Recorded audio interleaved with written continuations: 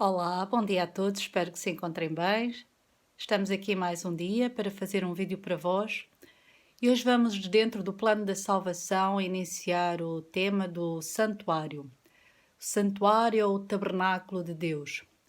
A determinada altura na história do povo de Israel, Deus manda construir um tabernáculo com diversos utensílios dentro dele, e é inacreditável o simbolismo e toda a conexão que vemos ao longo da Bíblia e que nós iremos estudar com alguma profundidade deste santuário, da sua conexão com o céu, da sua conexão ao longo de toda a Bíblia, em vários livros que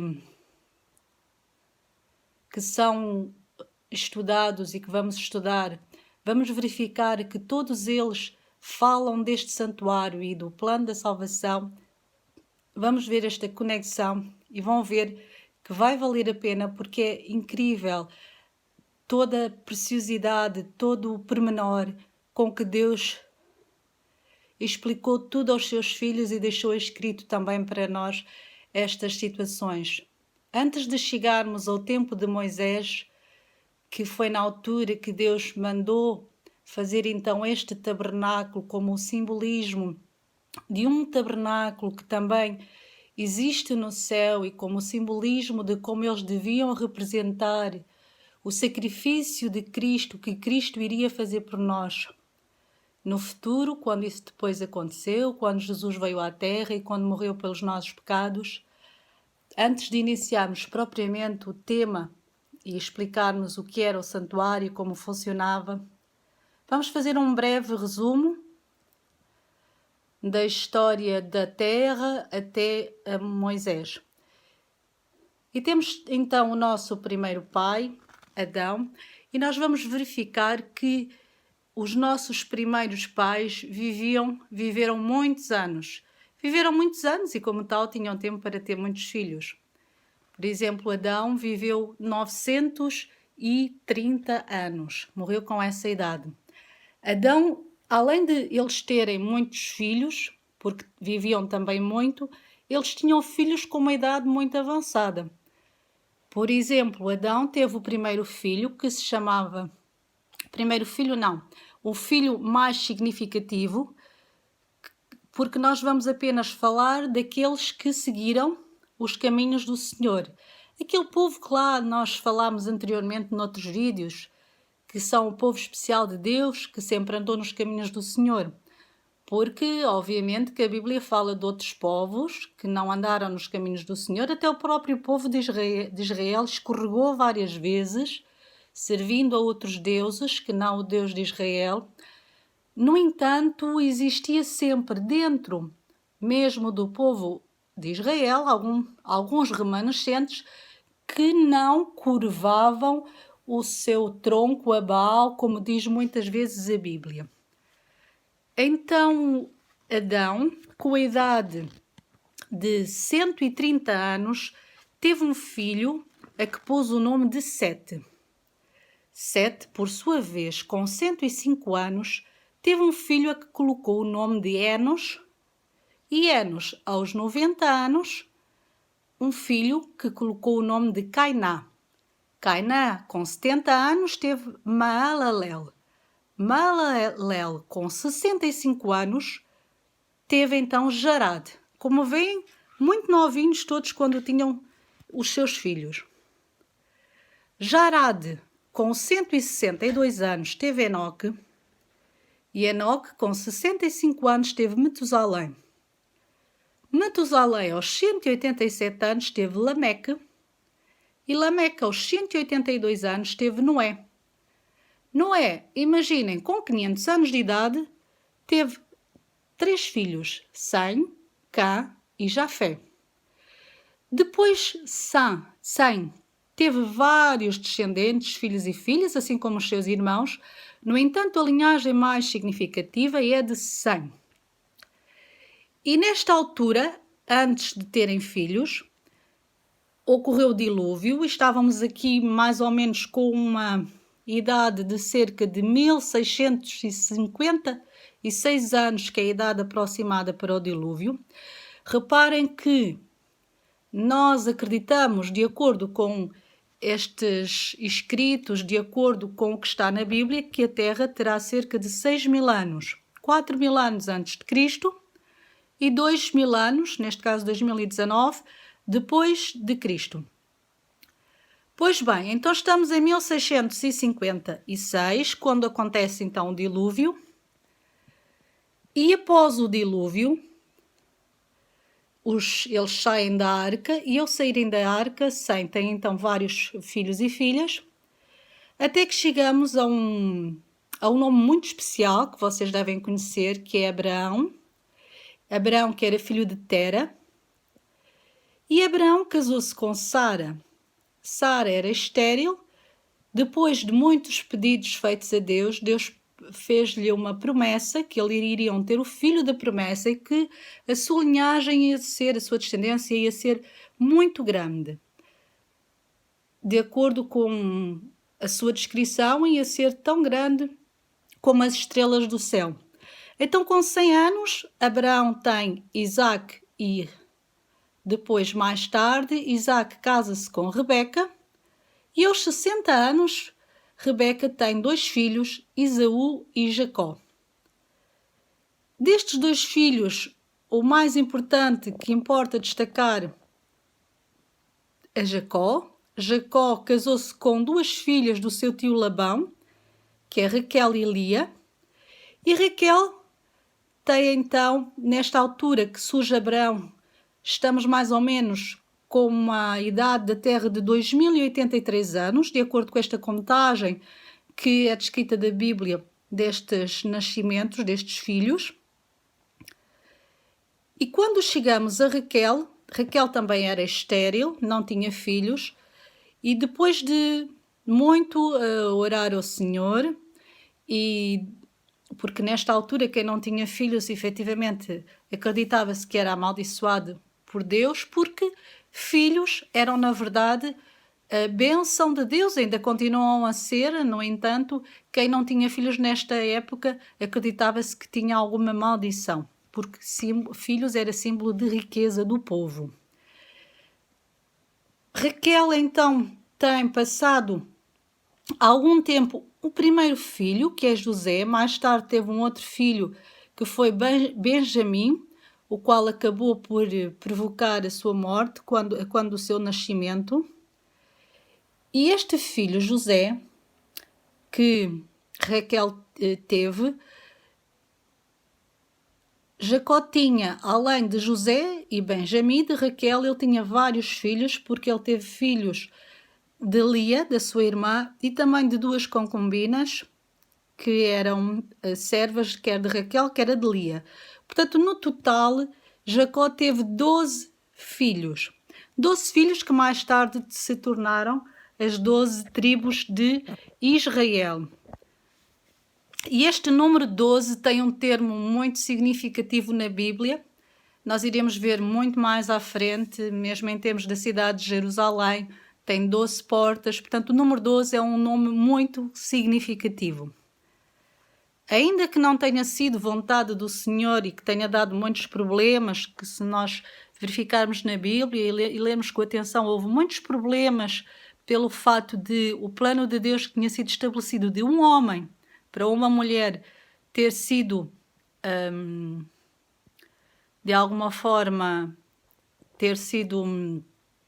deixado de lado, porque o plano de Deus era que efetivamente apenas um homem casasse com uma mulher. Houve várias alturas que nós temos conhecimento na Bíblia que isso não aconteceu, e isso trouxe desgraça para o povo, e muitos conflitos entre irmãos, e muitas situações desagradáveis, porque isso nunca foi a vontade de Deus. Apesar de estarmos a falar de homens de Deus, homens que andavam nos caminhos do Senhor, eles fizeram coisas que não agradaram a Deus, como nós também fazemos nos nossos dias, infelizmente, e por isso as bênçãos que podiam ter recebido muitas vezes ficaram para trás por causa deste desagrado que provocaram ao Senhor. Até chegamos à altura que temos então José. E qual é que é a importância de José? José era um irmão era um filho que era muito querido de Jacó.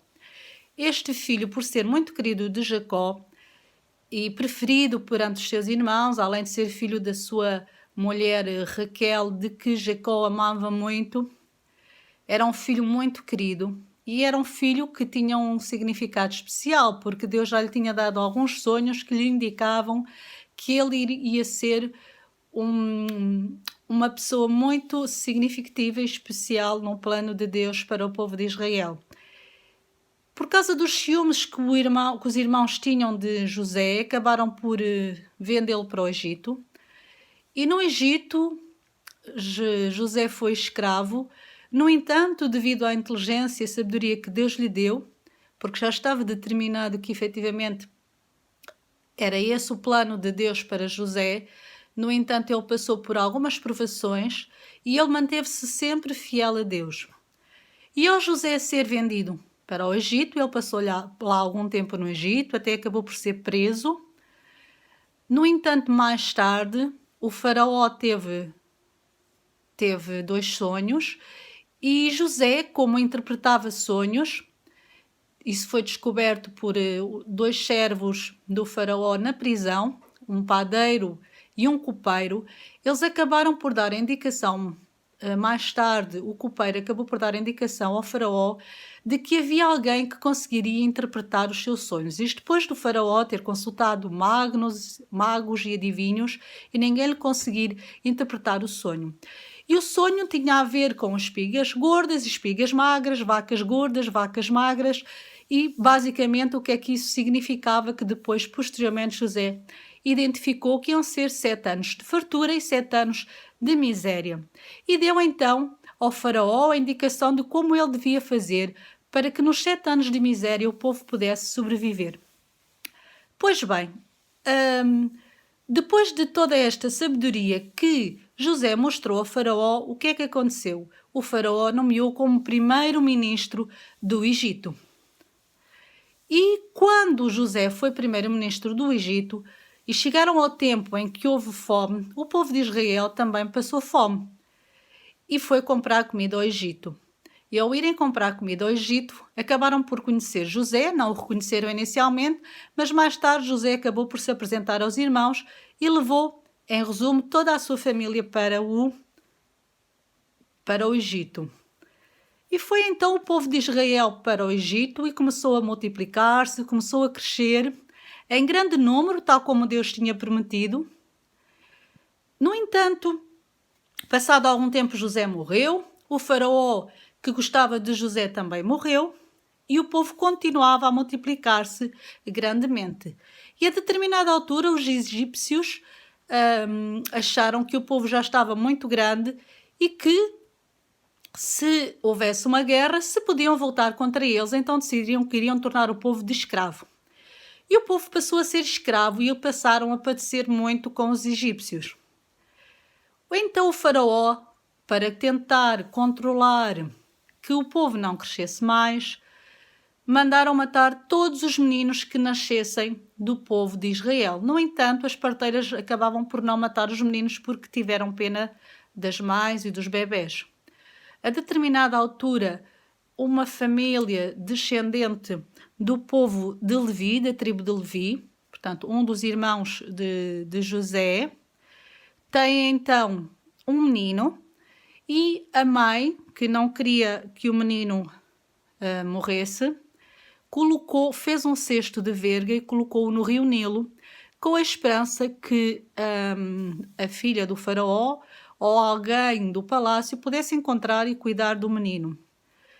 Os seus planos correram bem, digamos, porque a filha do faraó acabou por encontrar o menino, tirou das águas do rio e colocou o nome de Moisés. Este menino cresceu como filho do faraó, como príncipe do Egito, mas a determinada altura, e porque ele acabou por ser criado depois, acabou por ser a ama dele, a sua própria mãe, e a sua própria mãe certamente que o ensinou nos caminhos do Senhor e que lhe disse quem ele era.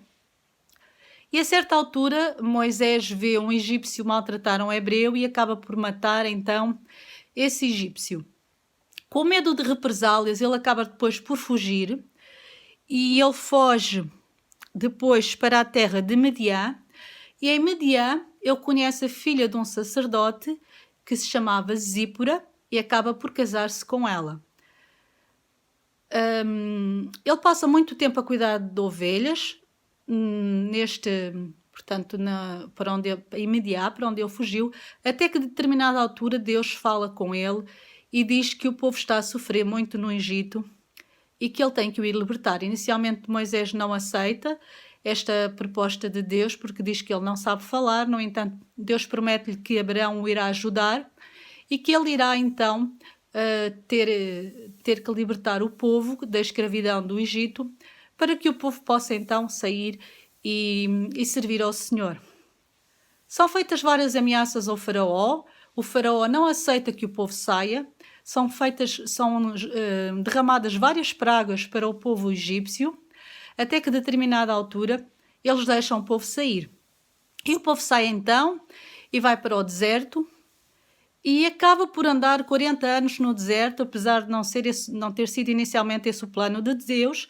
No entanto, o povo estava com o seu coração bastante endurecido e bastante longe dos caminhos do Senhor, e houve necessidade de Deus moldar este povo de forma a que eles pudessem entrar na terra prometida e andar nos caminhos do Senhor.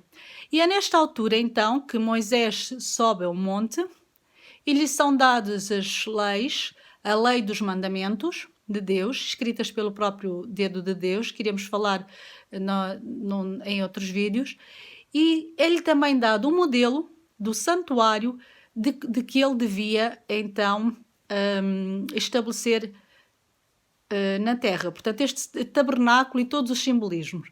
Vamos só ver uma imagem do santuário, porque este vídeo já está extremamente longo e iremos depois ver com mais pormenor nos vídeos seguintes, então, como é que era o formato do santuário e qual é que era o seu significado. Nós temos então aqui alguns símbolos, indicações relativamente ao santuário. Temos a porta, depois tínhamos o altar, a bacia, depois tínhamos aqui o lugar denominado lugar santo e o lugar santíssimo.